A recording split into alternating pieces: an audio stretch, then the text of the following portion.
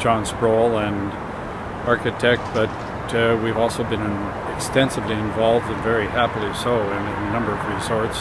We've started with the early days of Whistler and just took resorts from there, and have worked really throughout the South Pacific and the Western United States, and a number of ski, golf, beachfront resorts. So the opportunity has come along in the last 10 years to really explore Mexico much more heavily, and so I've done an awful lot of traveling in Mexico, seen a lot of places, and I feel very qualified and very happy to talk about Zihuatanejo and the Sotavento project. I've known the people at 2020 for a long period of time and worked with them, have a great deal of faith in their ability to deliver something of quality, and their ability to understand the difference between normal day-to-day living and what people are looking for when they want to get away and have a bit of a vacation.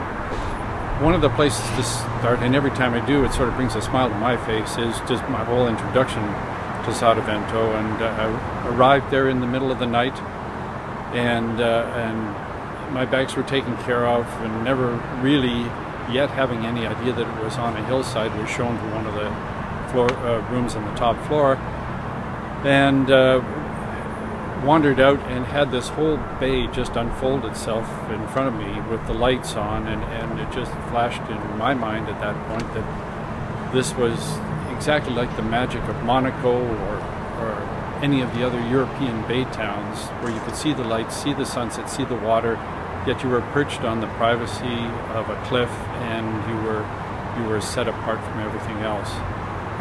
So there was that moment of magic, and then that was followed very, very quickly and abruptly by a moment of panic, as I realized there was a huge slope in the unit that I was staying in, and I had my suitcase chase me on wheels all the way out the door, rushing down the slope. Originally put there to drain water, but apparently it drains suitcases pretty well too.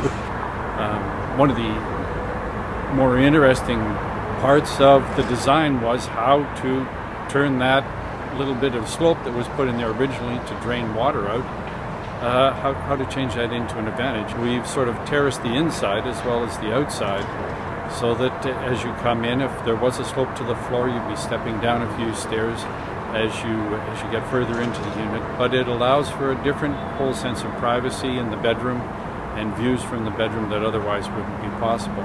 The building is a landmark, the cliff is a landmark, and dealing with the cliff was done really quite well.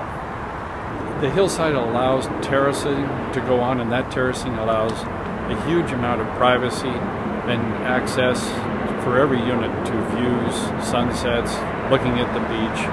It's a place of refuge and a place to really, well, we've developed rituals around it. We have a sunset glass of wine before we go out for supper, and just sit on the balcony and soak it in. And all the times we've been there, never have tired or questioned that ritual. It drags you back every time. When we decided where to take the unit, it's never one thing or another thing. It's the whole pile of things that come together. In Zihuatanejo, there's a truly great town in many ways. It's a great place to meet, and it's very easy access from anywhere in Canada.